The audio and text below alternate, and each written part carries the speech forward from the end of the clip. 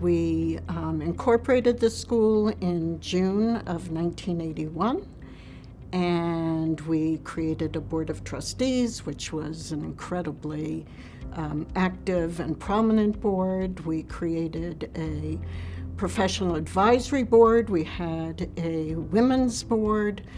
And then we went to New York, where we had put an ad in the New York Times to find a headmaster.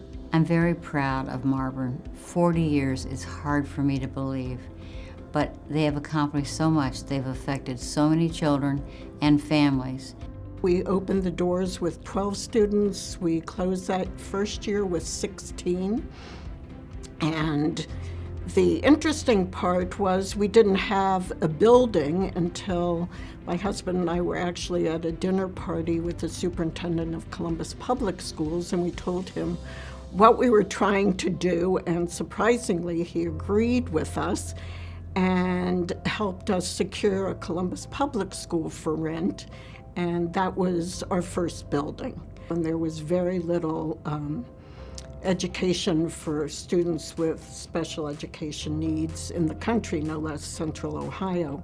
We wanted to open up a quality school with all the available materials that were out there for these students, but also most of the students prior to this were put in basements of churches and old buildings, and we really wanted them to feel good about going to school and the quality of education they were going to receive. So, we wanted to celebrate these young people because they had a lot of talents and a lot of abilities, and they were definitely being denied the opportunity without, a very strong educational option in the city.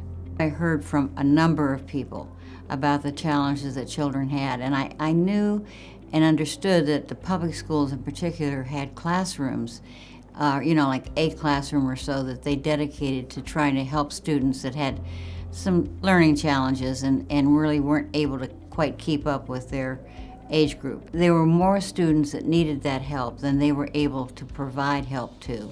It just wasn't good enough. And I said to my husband, I came home and I said, something has got to change. We were very, very fortunate. We had some wonderful donors in the beginning. I was very proud to be asked to be on the board. Also very proud to serve in many of the offices on the board, and just have sort of stuck with the school throughout this whole time. I knew there were some other schools around the country that did this work, but they're few and far between. And so it was just the enthusiasm to try to help start something new that would be an addition to the education system in Columbus and help a lot of students who could not get help otherwise. Finding someone who really understood this educational environment, and we were fortunate to do that when we found Earl Aramus.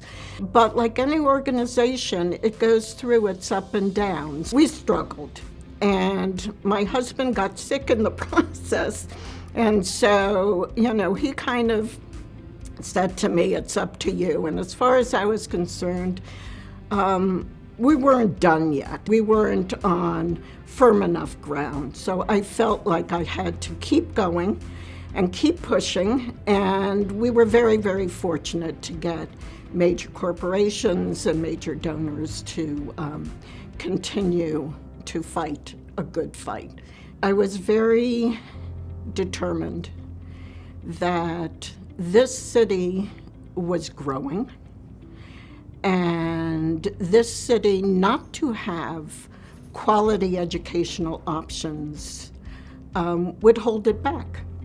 And consequently, I was focused on making sure that Columbus was a leader in this field. I think Marburn gives the children who attend their school the opportunity to live a full, vibrant life. We finally are not saying we're the best kept secret in Columbus. I think we can now say we have arrived.